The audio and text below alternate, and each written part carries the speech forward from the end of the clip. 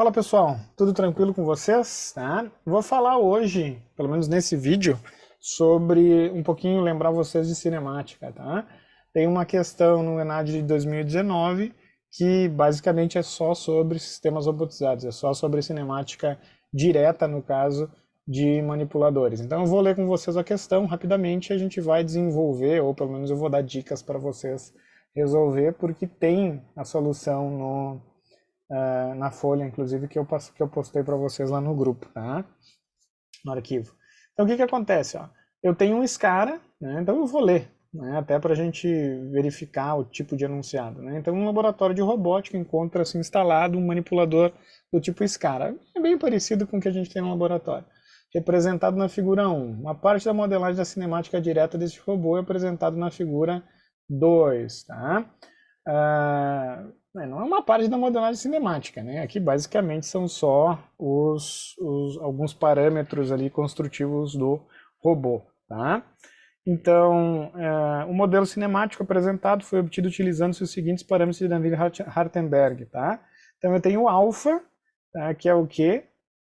Que é o ângulo entre os eixos z. Tá? Então esses parâmetros são os parâmetros clássicos de Navier-Hartenberg. Então torção de junta, que é o quanto os ângulos z eles se angulam, basicamente, em relação a x.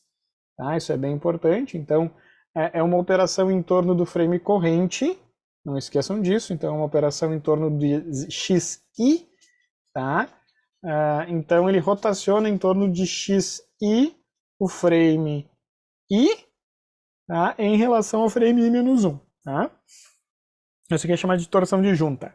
O A, que é a distância entre Zi e Zi menos 1 ao longo de Xi, que a gente chama normalmente de comprimento de link. Tá? Então é o quanto os frames se afastam na direção do X do frame corrente do frame que eu estou modelando. Tá? Θ é o ângulo, né, que a gente chama de rotação de junta. Tá? Então é quanto o frame I rotaciona em torno do frame I menos 1, tá? Em Z, não esqueçam disso. E D é o deslocamento, né, de junta ou de link, né, que é o deslocamento do frame corrente em relação ao frame passado, em Z, não esqueçam disso. Então o que que acontece? Essas operações eles formam operações de parafuso, não dá para esquecer isso. Tá? Vou pegar aqui que é bem... Então o que que acontece? O θ é uma rotação em torno do Z, o θ, né? O D é um deslocamento em Z, então eu formo um movimento de parafuso, tá? Em torno do Z, não esqueçam disso. E o próximo movimento é um parafuso em relação a X, tá? Fechou?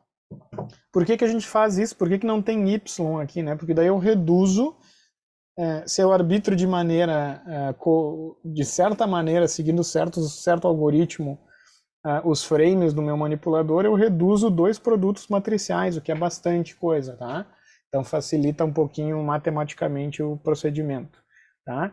E não esqueçam outra coisa, as variáveis de junta são sempre as variáveis em relação ao z, tá? Então, juntas rotacionais vão... a minha variável de junta é o θ, tá?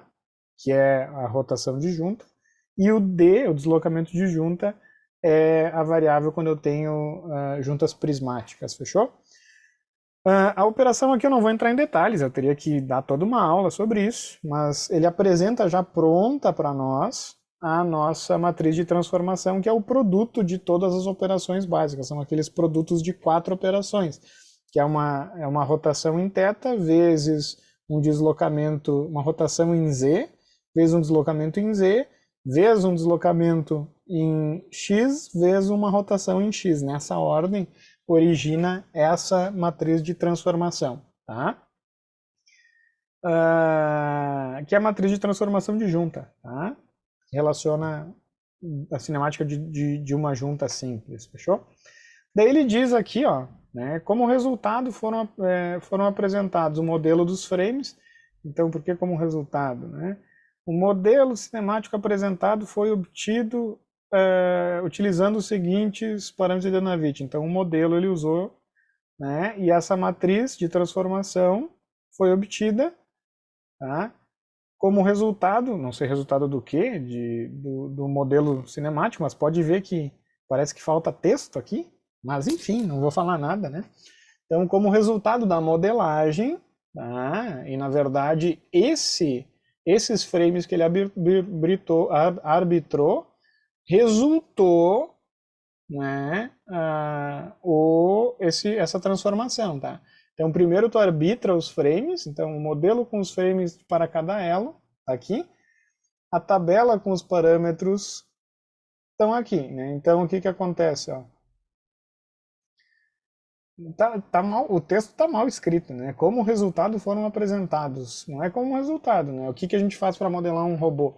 A gente vai primeiro arbitrar os frames, seguindo um algoritmo para que cada x de um frame intercepte o z do frame passado, né? Não esqueçam disso. Então o x1 pode ver, intercepta o z0, o x2 intercepta o z1 e o meu x3 intercepta o z2.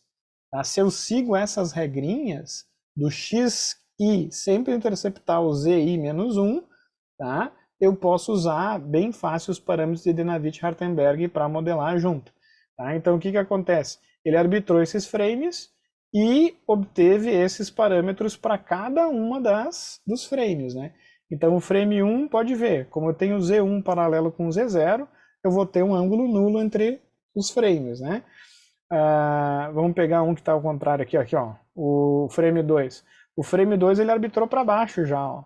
Então por isso que eu tenho uma torção de junta de 180 graus. O AI é 255 tanto na junta no frame 1, então essa distância aqui é 255, tá? E o D é 300, então essa distância aqui é 300, ó. Então isso aqui é 300, isso aqui é 255, isso aqui é 255 também, tá? Porque a distância do frame 2 aqui contada em x, tá? E o frame 3, ele arbitrou, e foi bem interessante isso, né? Ele arbitrou em cima, só que no desenho ele desenhou um pouquinho para baixo. Os livros normalmente colocam x2,3, tá? Porque na verdade o frame 3 foi arbitrado exatamente em cima do frame 2. A única diferença é que quando eu mexo a variável de junta 2, esse frame rotaciona em torno do Z1, e quando eu mexo na variável da junta 3, que é prismática, o frame 3 ele vai deslocar para baixo aqui, tá? Então, só para lembrar, eu posso até executar aqui um programinha, quer ver? Lembrando aqui das aulas de robotizados, para quem teve comigo, né? Para quem teve comigo. Então esse é um software que está com um probleminha, né? A origem está deslocada para -1, né? Eu só percebi isso depois. Eita, perdão. Tá?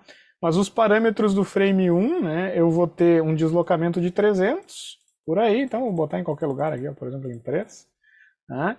Vou ter um A de 250, 200 e pouco, que ele falou. Tá? A variável de junta θ vai fazer com que o frame rotacione em torno do frame passado, assim, ó. Uou, né? Não esqueçam disso, tá? Então, deixa eu voltar aqui para mais ou menos 0, aí, tá? O frame 2, como é que ele está arbitrado? Ele está arbitrado, deixa eu ver aqui, ele está arbitrado com 180 na torção, 255 no A. Então, eu vou ter uma torção de junta alfa de 180, tá? E vou ter um deslocamento não, um A de 250, 200 e pouco também, tá aí, né? Eu tenho um valor aleatório, né? E é isso aí.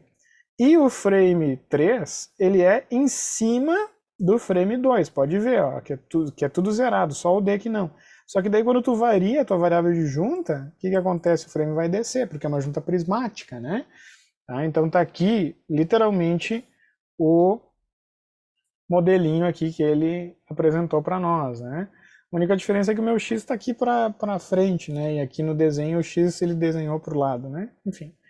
Então, esse aqui são os parâmetros de Dynavit-Hartenberg do carinha aqui, do robô. E ele já apresenta feito para nós, graças a Deus, a matriz de transformação, tá? Então a matriz de transformação, né? Deixa eu copiar aqui, perdão. Pera aí que tem muita coisa aberta essa porcaria aqui. Tá? Então a matriz de transformação do manipulador, que vai levar o quê? Leva o frame 3 para o frame 0. Tá? Então eu estou projetando todos os pontos, inclusive a origem do frame 3 no frame 0, né? Então, daí o que ele dá? Ele dá a matriz de transformação, e daí já coloca. Ó. O robô será instalado sobre uma plataforma móvel. Ele chamou de sétimo eixo, muito embora só tenha 3 eixos aqui nesses caras, né? Com liberdade de movimentar-se na direção do eixo Y da base, né? E sendo acionado por um fuso com tal passo, né? 25,4 milímetros, né? Então, o que acontece? Qual que é a ideia, né? O que ele diz? Ele diz que esse robozinho aqui... Cadê o robô? Cadê o robô? Cadê o robô? Esse robozinho aqui... Que na base aqui é interessante a gente seguir, só para a gente não se perder, ZYX.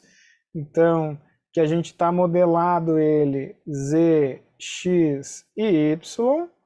Tá? Eu vou enfiar esse infeliz em cima de uma base que vai se movimentar na direção do Y. Tá? Então, aí que tá. Né? Quando eu olhei essa questão pela primeira vez, isso não esquece que é uma questão dissertativa, então não tem uma resposta correta, tá? Né? No gabarito, o que ele faz? Ele faz uma coisinha ali, depois eu explico um pouquinho melhor, tá? Mas o que acontece? A gente tem uma junta a mais agora, né? Esse robô, essa junta, a primeira junta que eu tenho aqui, que é essa aqui, na verdade, deixa eu desenhar aqui, ó. A primeira junta, que ela era assim, né? Ela era assim, ó. E aqui já sai a segunda junta, né? Deixa eu só mostrar. Então, eu tenho a primeira junta, a segunda junta, né? Agora, essa primeira junta, ela vai estar o quê? Ela vai estar ligada, né, a uma junta prismática, tá? Que vai movimentar com relação ao Z que foi arbitrado, ao Y que foi arbitrado aqui, ao Y que foi arbitrado. Então aqui eu tenho o X, aqui eu tenho o Y, aqui eu tenho o Z, tá? Isso é importante, tá? Entender por quê? Porque para manter os parâmetros de Delinovich-Hartenberg inalterados, tá? A gente vai ter que só cuidar para esse X aqui que foi arbitrado interceptar o nosso frame associado à junta prismática que vai ser posta antes aqui, tá? Então o que acontece? O eixo da junta da base tem que, claro, coincidir com esse Y, porque o robô tem que mexer no Y ali, né? Então, obrigatoriamente, o Z tem que estar nessa direção aqui. Então, essa é a direção do Z, sei lá o que eu vou chamar isso aqui. O que ele fala aqui? Então, o robô instalado sobre uma plataforma móvel, né? O Z da plataforma móvel, que seja. Né? Então, o Z da plataforma móvel tem que estar nessa direção. Só que aí que tá. Né? Se eu tivesse modelando esse robô sem ter a preocupação com o espaço XYZ, pensando no Z para cima, é muito mais fácil eu pegar, muito mais fácil em termos, tá, pessoal? Mas é muito mais fácil que eu arbitre o primeiro frame aqui, Z da plataforma móvel, né? Tá? Z para lá, e daí o que acontece? Eu posso arbitrar o X e o Y para onde eu quiser, aqui em resumo. Tá? Só que daí isso gera um problema. Qual que é o problema? Agora o meu Z, que eu sempre penso para cima e para baixo, o Z do ambiente estaria para lateral, né? Estaria na direção do Y. Ele não avisa que eu tenho que manter a orientação, tá? Ele não dá essa informação no texto. Ele simplesmente fala, né? Na B ele pede, ó, os parâmetros de Delinovich-Hartenberg para o frame do sétimo eixo. Tá? Então é uma questão que deixa bastante espaço para várias soluções, tá? Mas depois a gente vai falar sobre isso. De qualquer maneira, a A é ridícula. Ó. As equações que indicam as coordenadas x, y, z da ferramenta do robô em relação à sua base no sistema original. antes da instalação do sétimo eixo. Então, a partir dos dados, ele quer quais são as coordenadas x, y, z da ferramenta em relação à base. E é só lembrar, essa matriz de transformação, na verdade, qualquer matriz de transformação T, ela é composta da matriz de rotação R, que me diz a orientação do frame em relação ao outro, a origem ou deslocamento da origem de um frame em relação ao outro, e eu sempre vou ter 0 e 1 aqui, ó, sempre. Então pode ver que essa última linha aqui é 0, 0, 0, 0, 1. Né? Eles colocam essas linhas aqui não só para funcionar os produtos matriciais, mas lembre-se que em computação gráfica essa matriz é usada para outras coisas. Né? Aqui é a proporção e aqui é a perspectiva, se não me engano. Tá? De toda forma, pessoal, eu tenho essa matriz aqui. Então, a orientação do frame 3 em relação ao frame 0 está aqui, ó. Tá? E, literalmente, o que ele pede na questão A está aqui, ó. Por quê? Isso aqui me diz as coordenadas do frame 3, então, da origem do frame 3, em relação ao frame 0, que é o que ele pede, né? Quais são as coordenadas do frame da ferramenta em relação ao frame da base, né? O frame 0. Tá? Então, o que acontece, pessoal? Né? O meu D aqui genérico tá? É literalmente aqui. Né? Então, essa é a coordenada x, essa é a coordenada y, essa é a coordenada z da origem do frame 3 em relação ao frame 0. Tá? Isso aí está na teoria. Não dá para esquecer que essa é a matriz de transformação. Sempre, toda matriz de transformação vai ter uma rotação 3 por 3. A rotação em x, na verdade não é propriamente a rotação, né? Essa matriz de rotação R aqui, ela indica literalmente o eixo, nesse caso, o eixo Z3, x3, desculpa, projetado no frame 0, o eixo Y3 projetado no frame 0, e aqui é o frame Z3 projetado no frame 0. Então ele me dá a orientação de cada eixo do frame 3 no frame 0. Tá? E aqui é a origem do frame 3 no frame 0, em resumo. Então a alternativa A é só copiar e colar aqui, basicamente. Né? Então a coordenada x é 255, vezes um cosseno de θ1, mais cosseno de θ2, cosseno de θ1, menos seno de θ1, seno de θ2. 255, seno de θ1, mais cosseno, seno, mais é a coordenada y. E a coordenada z, a mais fácil de entender aqui, que é 300 menos d. Por quê? Porque se eu vario o d, esse carinha vai deslocar para cima e para baixo, né? Então, na prática, o que acontece? A cota aqui, né, a altura desse ponto da ferramenta só depende do frame 3, que tá ligado à junta prismática, tá bom? O que acontece, pessoal? Vamos para o B, que é o mais chato, é a questão mais chata aí, na real, a B e a C, né? Porque, voltando aqui para a direita, ele diz que a gente vai instalar o trilho e que o trilho vai se movimentar em relação ao Y do robô. Então, o meu Z do trilho, que é uma junta prismática, que é a plataforma móvel que ele chamou, tem que estar nessa direção. E a variável de junta associada à plataforma móvel vai ser a variação D, né? Então vai ser D da plataforma móvel. Só que qual que é o problema? Nem eu falei para vocês. No gabarito, ele usa duas transformações porque ele está se referenciando a um frame que tem essa característica aqui. Tá? Então o frame da origem, isso fica claro só depois que a gente olha o gabarito, honestamente. Né? O frame da origem, que é o frame fixo, né? Ele não deixa claro no texto que eu tenho que manter o Z0 nessa orientação. Tá? É uma coisa de uso prático, faz sentido no final. Tá? Então o que acontece? Eu parto do frame da origem, 0, que tem essa orientação. Né? Então eu tenho aqui x0, y0 e z0. Né? Só que aqui eu vou modelar primeiro uma junta prismática. Né? Então a junta prismática, que está associada à plataforma móvel, tem que ter o quê? Tem que ter o z nessa orientação. Então a minha plataforma móvel eu posso colocar aqui com o Z da plataforma móvel para cá, tá?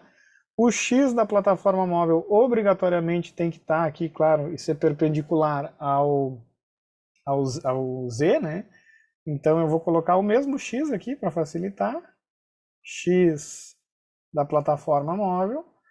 E o meu Y tem que seguir a regra da mão direita, não esqueçam disso, né? Regra da mão direita, Z, perdão, X e o Y. Tá? Então lembrando, Z, X e Y. Tá? E colocando ali, ó, Z e o X vai ficar para baixo o Y. Tá? Então o Y da plataforma móvel fica para baixo, Y da plataforma móvel.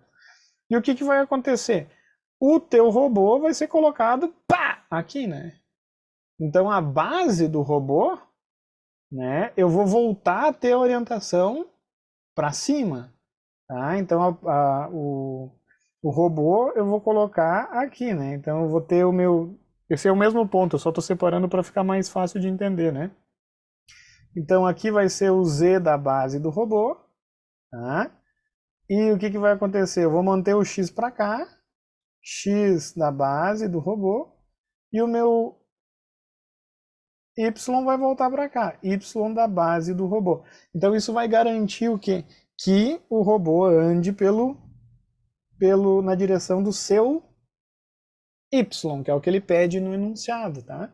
Mas por que que eu digo que é uma coisa subjetiva? Não é subjetivo, né? Porque ele não diz que eu tenho que manter essa orientação para o teu frame que estaria, por exemplo, numa mesa, né?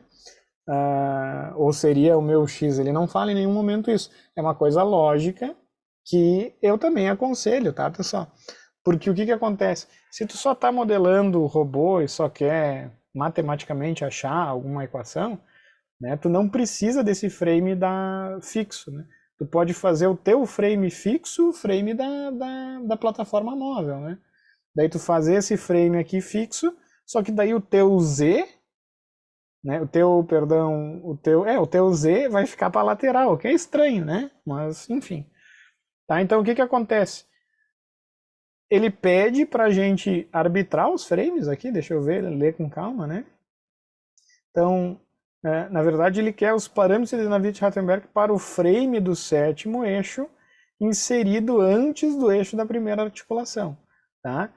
Tá pressuposto no enunciado, né, já que ele quer os parâmetros de Navit do frame, né? Só que qual que é o problema? O teu frame da base vai ter também parâmetros de Dynavit-Hartenberg agora, né? Então o que que acontece? Se eu fosse modelar isso, né, a gente só não pode esquecer o quê? Que o frame da base vai se locomover em relação ao frame da origem. Então os parâmetros do frame da base. Não, frame da base não, perdão. Frame da plataforma móvel. Então, pessoal, o frame aqui da plataforma móvel, o que que acontece? Eu só rotacionei ele em relação ao meu frame fixo, né? Então o frame associado à plataforma, ele vai ser constante na prática, ele vai ficar assim o tempo todo, tá? Daí o que que acontece? O frame da base vai se locomover com base na variável da junta da plataforma móvel, né? Não é tão fácil, sabe? Não é uma questão assim trivial, essa questão é uma questão que tem que pensar um pouco, né? Então o que que acontece? A variável θ, se eu olhar aqui, né, é zero. Por que que é zero? Porque não tem rotação em torno do Z0 esse frame, né? O alfa tem, né? O que que acontece? Eu tenho que rotacionar em torno do meu X da plataforma móvel, tenho que rotacionar menos 90 graus, né? Para fazer com que o Z venha daqui para cá, ó.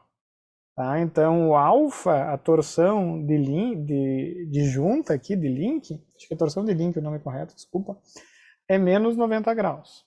Tá? O meu A é zero, porque eu tô coincidente, né, as origens, e por isso mesmo o D é zero também. Tá? Então, essa é a matriz de transformação para chegar nesse frame da plataforma móvel. Só que o que acontece agora? O frame da base não vai ser mais fixo, né? Ele vai se locomover. Então eu preciso também de parâmetros para o frame da base, tá? Que são os mesmos, tá, pessoal? Não muda porque os parâmetros da base são os mesmos de todas as juntas, né? Eu só tenho que cuidar o que é o que aqui. Então o que acontece? Para o meu θ, de novo, eu não tenho nenhuma rotação dos x, porque todos os x estão alinhados, tá? Então eu tenho 0 grau. O alfa, o que aconteceu com esse frame em relação ao frame da base móvel, né? Eu tenho que fazer uma rotação, regra da mão direita, não esqueçam, né? Eu tenho que voltar o frame para cá, tá? Então eu vou ter que fazer uma rotação de 90 graus mais agora em relação a x, 90 graus. O meu A continua zero e aqui eu vou ter a minha variável de junta, D da base, vou chamar DB, ou que seja, pode ser qualquer nome. Eu gosto de lembrar, né? Se a junta é prismática, a variável é D, não esquecem disso, né? Se a junta é rotacional, a variável é θ, tá? E basicamente é isso, tá, pessoal? Tá? Então eu vou ter essa matriz aqui, na verdade não é uma matriz, né? Mas eu vou ter esse conjunto de matrizes de transformação, tá? Para eu colocar esse robô sobre uma base mantendo a minha orientação original com o Z para cima, né? Então o que acontece, pessoal? Essa matriz aqui é uma rotação de 90 graus em X, tá? Então, por quê? Porque isso aqui vai gerar identidade, isso aqui vai gerar, isso aqui vai gerar identidade, isso aqui vai gerar identidade. A única operação aqui é alfa. Só que como o ENAD dá aqui a matriz, a forma geral da matriz de transformação, é só pegar aqui e substituir o valor de alfa, tá? Então, como o cosseno é zero, vai ficar 1, né? O seno de zero vai ficar zero, aqui seno vai ficar zero, e aqui vai ficar cosseno de alfa, cosseno de menos 90, cosseno é uma função ímpar, né? Vai dar menos 1. Tá? Daí aqui vai ser seno de alfa. Seno de alfa é 1. Né? Então aqui vai ficar 1, 0, 0, 1, 0, 0, porque seno de alfa é 0 também, seno de 90 é 0. Então aqui para alfa negativo, né, vai ficar menos 90, né? Menos 1, né? Perdão, menos 1, né? Porque se eu pego cosseno de menos 90, cosseno de menos 90... falei errado antes, né? Desculpa aí, pessoal. Cosseno de menos 90, cosseno é uma função par, cosseno de menos 90 é zero, né? Pô, tô viajando na batata. Tô, né? Cosseno de menos 90 é zero, seno de menos 90 é menos 1, seno de 90... Deixa eu apagar aqui que ficou feio. Então, essa matriz de rotação aqui, se eu substituir cosseno de 90, zero. Né? Cosseno de... zero. Cosseno de 90, menos 90, né? O θ é zero, né? Mas, tá, é um arigó. Cosseno de 0, 1. Cosseno de 0, 1. Daí, seno de 0 é zero. Daí vai ficar 0, 0. Tá?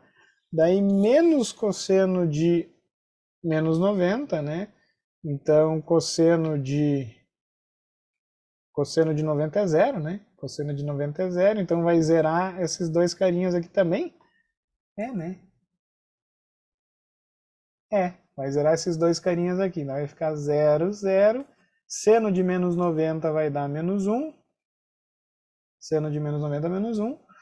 Daí aqui vai ser seno de 90, seno de menos 90, menos 1. Seno de 0, seno de 0 seno de 0 é 0, então aqui vai dar 0.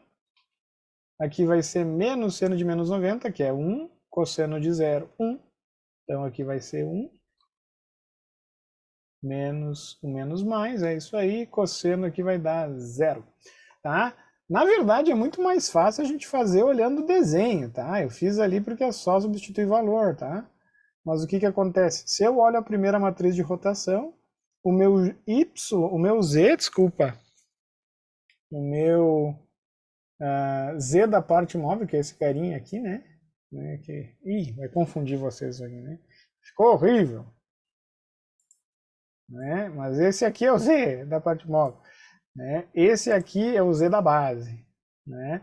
E esse carinha aqui, ele é o y da base, tá? Então, o que que acontece? O z da plataforma móvel está na direção do y, né? Então, o que que acontece? Por isso que eu fiquei com o z aqui, ó, z da plataforma móvel em relação à minha origem, né? Então, vai ficar 0, 1, 0, porque essa é a nova direção do z. O y da plataforma móvel, que aqui está para baixo, por isso que tem menos 1 aqui no z, né? Então, fechou bem certinho. Beleza, beleza, beleza. Então, esse carinha, essa é a matriz, vezes o que aqui, ó? Vezes... Basicamente, pessoal, vai ser a operação ao contrário aqui, né? Porque eu vou ter que voltar em relação ao outro frame, né? Porque aqui eu já estou, né? Aqui é a matriz A da plataforma móvel. E aqui vai ser a matriz A da base. Tá? Lembrem-se que quando eu estou modelando juntas, eu pelo menos gosto de chamar de A. Né? A de tal junta, né? Lembrando que o A da plataforma móvel é uma constante e o A da base é a função de D. Tá? Então vai ficar o que aqui? Quando eu substituir os valores lá, eu tenho θ 0, cosseno 90, né? Então vai ficar cosseno de 0, que é 1, 1, 0, 0, 0. Daí menos cosseno de 90 vai zerar aqui, então esse carinha 0, esse carinha 0 vai ficar seno de 90, né? Seno de 90 é 1, então vai ficar 0, 0, 1. E aqui vai ficar o quê? Vai ficar... O cosseno aqui é 1, vai ficar menos seno, então vai ficar menos 1 aqui. Então vai ficar menos 1, 0, 0. E pode ver que eu simplesmente transpus essa matriz R aqui, ó, tá vendo? Então essa matriz aqui é a transposta dessa aqui, ó. Né? Eu peguei essa linha e coloquei aqui, peguei essa linha e coloquei, peguei essa linha e coloquei aqui, peguei essa linha e coloquei aqui, peguei essa linha e coloquei aqui. Fica alegria. Álgebra, álgebra. Lembrando que eu só posso fazer a transposta para sistemas, para matrizes, né, que são ortonormais, né? Ou seja, que o módulo eu tenho 1 aqui de qualquer linha, qualquer coluna, e que o produto escalar entre dois vetores formados pelas linhas ou pelas colunas vai dar 0, né? Produto escalar. Exato. E aqui vai ficar 0, 0, e aqui tem um detalhezinho, né? Porque a variável de junta z é db, e aqui vai ficar db. E aqui vai ficar 1. Tá? O que acontece quando eu fizer o produto dessas duas matrizes, né? O produto dessas duas matrizes vai originar uma matriz simples, na real. Então, eu vou fazer rapidamente aqui. Essa linha vezes essa coluna vai dar, basicamente é 1, 0, 0, tu vai copiar a primeira linha, né? Então vai ficar 1, 0, 0, 0. Tá? Eu sempre vou pegar o primeiro elemento aqui e vou zerar os outros.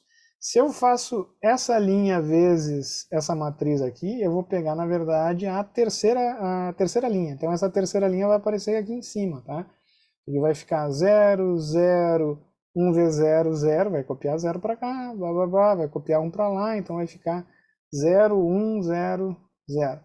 E quando eu faço isso aqui, eu vou copiar a segunda linha, só que negativa. Tá? Opa, eu esqueci aqui que fica D3, desculpa. Esqueci de copiar o D3 aqui, ó. D3. D3, tá?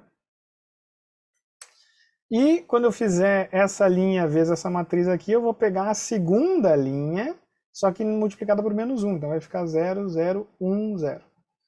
Tá? Porque isso aqui vai ficar menos 1, menos, menos, papá. E aqui 0, 0, 0, 1. Olha que alegria. Tá? Então, a matriz de transformação que leva a minha base para a minha origem, levando em consideração o meu trilho, né? Tá aqui. Basicamente a identidade aqui, né? Só ficou horrível isso, mas é um conteúdo meio ruim mesmo. É a identidade e eu só tenho um deslocamento em Y, que era o meu objetivo original, tá, pessoal? Então essa é a matriz de transformação. Tá? E o que ele pede? Ele pede para a gente modelar essa parte do trilho e o que acontece quando eu adiciono o trilho, né? E aqui o segredo é lembrar, tá, pessoal? Se eu adiciono frames antes da minha ferramenta, né, eu vou ter que multiplicar pela esquerda. Né? Então, na prática, o que eu vou fazer? Né? Na verdade, essa matriz aqui, que era 3, 0, ela se tornou 3B agora. Porque daí eu adicionei agora B0 aqui. Né? E essa é a matriz 3, 0 depois da inserção do trilho aqui, ó, da plataforma móvel.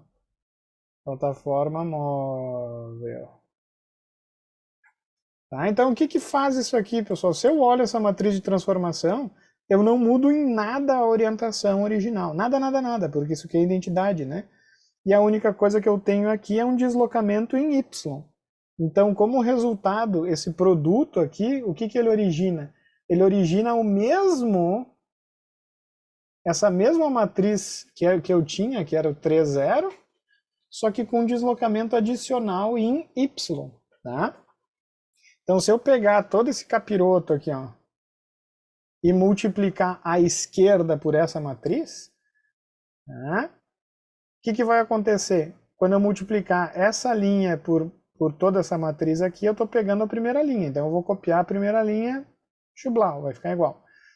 Quando eu fizer esse produto, o que eu vou estar fazendo? Eu vou estar pegando, né, acho que eu vou ter que fazer, né, com calma. Acho que não, né, pessoal? Porque se eu pegar essa linha, vou só me preocupar com essa linha aqui da matriz. Eu vou ficar 0 vezes esse carinha aqui vai zerar, né? A coluna 1, linha 2, né? Vai ficar 0 vezes esse carinha vai zerar. Vai dar 1 vezes esse carinha aqui, vai ficar esse carinha. Mais 0 vezes esse carinha aqui vai zerar, mais D3 vezes 0. Vai ficar só esse termo aqui, o primeiro carinha aqui. Só vai ficar esse carinha aqui, ó. Esse carinha aqui. Tá? Daí quando eu fizer essa linha vezes essa coluna, eu só vou pegar esse carinha aqui. Né? Porque vai ficar 0 vezes esse cara, 0. Mais 1 vezes esse cara, 0. Mais esse carinha vezes 0, 0. Mais D3 vezes 0. Quando eu fizer esse carinha vezes esse carinha aqui, o que vai resultar? 0, 0, menos 1 e 0. E porque D3 vezes 0, né? Então vai ficar 0, 0, menos 1, vai ficar, perdão, menos 1 como resultado, né? Agora, quando eu pegar essa linha aqui e multiplicar aqui nessa última coluna, o que vai ficar? Vai ficar 0 mais 1 vezes esse cara, mais 0, mais D3 vezes 1. Então, como resultado, eu vou ter esse carinha aqui, mais D3 não, né? Isso aqui é D da base, né? Perdão. D da base. Tá, pessoal? Então, quando eu tenho esse deslocamento à esquerda, ele só vai ser somado, na real, na matriz final. Então, o resultado final, pessoal, desse produto aqui, dessa matriz por essa matriz, é literalmente essa matriz, só que somado a esse único termo aqui, que é o termo em Y, o deslocamento D da base. Tá? Então, essa é a resposta da C. Tá? É fácil, mais ou menos, né? Eu achei uma questão meio complicadinha, tá? Ainda mais para ser uma das primeiras, que tu vai perder bastante tempo para fazer, tá? Principalmente porque é um conteúdo bem específico, talvez vocês não se lembram muito bem, né? Mas é fazível? É, mas é difícil, né? Questão D, essa questão sim dá para fazer, tá? Então a questão A e a questão D, muito fácil. A questão B e a C, poderia perder aqui, não precisaria se sentir mal. Mas a questão D, pessoal, o que ela fala? Ela fala qual que é o mínimo passo que eu posso... Então, ó, o menor deslocamento possível a ser medido no posicionamento do eixo, sendo que eu estou realizando a leitura com encoder de 8 bits. Tá? Então a resolução, 2/8. Tá? Então eu vou ter que o quê? Lembrar que no enunciado ele me diz que o passo é 24, é 1 polegada, né? 25,4, 25,4 milímetros. E a resolução, 8 bits. Para 8 bits de resolução, eu vou ter 2/8 possibilidades de representação, né? 2/8, que é 2/8 é 255, né? Então vai acabar que o mínimo, ou seja, se eu mexo 1 bit, o meu sensor vai detectar um passo de 25,4 dividido por 255, que 256, né, na real. Achei. 256, então vai ser 25,4 dividido por 256. Tcharará! 0,0992, né? Então, 0,0992 milímetros. Tá? O que acontece, ó, pessoal? Lá atrás, no arquivo que eu mandei para vocês, aqui embaixo, ele faz essa resolução. Né? Ele não faz passo a passo, mas ele explica relativamente bem. Tá? Então, não sei por que eu coloquei aqui. Tá? Ele botou ou aqui, 256 ou 255. Tá? É engraçado, né? Mas na prática, até onde eu me lembro, a resolução é 256, porque é 2/8. Tá? É o número de representações que eu tenho, né? Porque pensem se eu tenho 1 bit, né? Em 1 bit eu consigo representar quantos valores? Alguns podem pensar, só consigo representar 1, 0, 1. Não, na verdade eu consigo representar 0. 0 é um dos valores que eu represento, né? Qualquer coisa acima eu vou cair numa margem, né?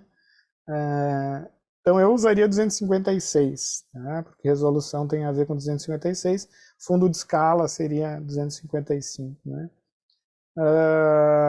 Que é o passo vezes 255, que é o máximo que eu consigo representar, tá bom? Só para salientar que aqui, ó, D0 ele chamou, né? Eu chamei de D base, mas é igual, né? Então, enfim, tá? É uma questãozinha xaropinha, tá, pessoal? Que fique claro. Tem uma outra questão aqui sobre robótica colaborativa, tá? Agora eu não me lembro exatamente o número, tá? Mas é uma questão bem fácil, tá, pessoal? Deixa eu achar ela aqui. Mesmo robótica colaborativa não sendo uma área que vocês tenham estudado, vocês têm que ser capazes de acertar, tá? Porque é relativamente fácil a questão. Tá? Cadê? Peraí. Aqui. Tá? Então, o robô colaborativo tem sido cada vez mais um aumento de tanto. Ele faz um xalalá ali, ó. Daí a inclusão de robôs colaborativos em nova linha de produção industrial. Daí, considerando o uso de robô colaborativo, avalie as asserções a seguir e a relação entre elas. Tá? Robôs colaborativos podem operar em ambientes mistos com outras máquinas e ou com operadores. Isso é verdade. Tá? Tranquilo. Né? Que não tem muita dúvida. Tá? De fato, é isso que caracteriza um robô colaborativo. Tá? Daí ele fala, porque robôs colaborativos possuem itens adicionais de segurança em comparação aos robôs industriais comuns. Isso é uma afirmativa verdadeira também, e tem que ter, né, na prática, os robôs colaborativos têm que ter um cuidado muito maior, e esse cuidado vem em relação a mais sensores e uma atuação mais fina também para evitar, né, não só colisões, né, para evitar acidentes. Então, o que acontece, pessoal? Essa afirmativa, de fato, ela está intimamente relacionada com essa aqui. Né? Os robôs eles só conseguem ser usados porque, de fato, eles têm itens adicionais. Então, a resposta correta é A, não tem muito mistério. Então, as asserções 1 e 2 são proposições verdadeiras e a 2 é uma justificativa da 1, né? Porque sim, é. Né? O que acontece? Não seria uma justificativa, né? Seria a B aqui, que é uma questão que pode gerar algum tipo de confusão, se eu pudesse colocar, se eu colocasse assim, ó, robôs colaborativos podem operar em ambientes mistos ou com outras máquinas operadores porque são robôs com mais de 4 juntas, né? Isso não é uma justificativa de por que os robôs podem ser utilizados junto, entendeu? Né? O número de juntas não tem nada a ver, então de fato, os robôs colaborativos podem ter mais do que... Na verdade, para ser um robô tem que ter 3 ou mais robôs industriais, né? Então pode ser uma asserção verdadeira, né? uma afirmativa, perdão, verdadeira,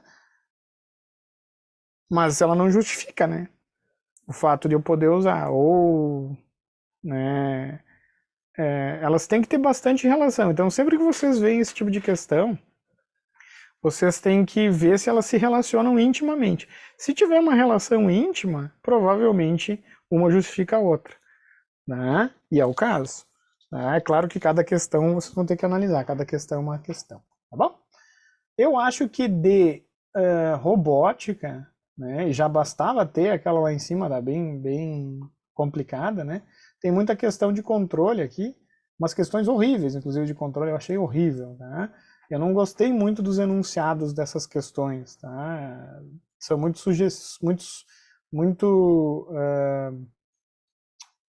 né, suscetível a interpretação, até mesmo reclamações, na minha opinião. Achei ruim. Enfim, tá? Pelo que eu olhei aqui a prova, pelo menos no semestre passado, tem bastante questão de automação, então seria um foco aí para vocês darem uma estudada, uma revisada a parte de automação, tá? Controle tem algumas questões também, né? Tá uma prova bem completa, na verdade, tem bastante conteúdo aí para estudar. Mas é o que a gente faz, né, pessoal? Controle é isso, né? A gente trabalha com muitas e diversas áreas, né? Mas eu achei um pouquinho chatinha a questão dessa questão de robótica, né? Principalmente a B e a C, mas mais também por falta de delimitação, assim, eu quero ter o mesmo frame da origem, tá? Porque daí se ele fala que ele quer ter o mesmo frame da origem, tu se obriga a arbitrar um frame a mais, entendeu? Para tu poder alinhar o teu frame e voltar depois, tá? Pessoal, desculpa aí se eu divaguei demais. Aquele abraço, até a próxima.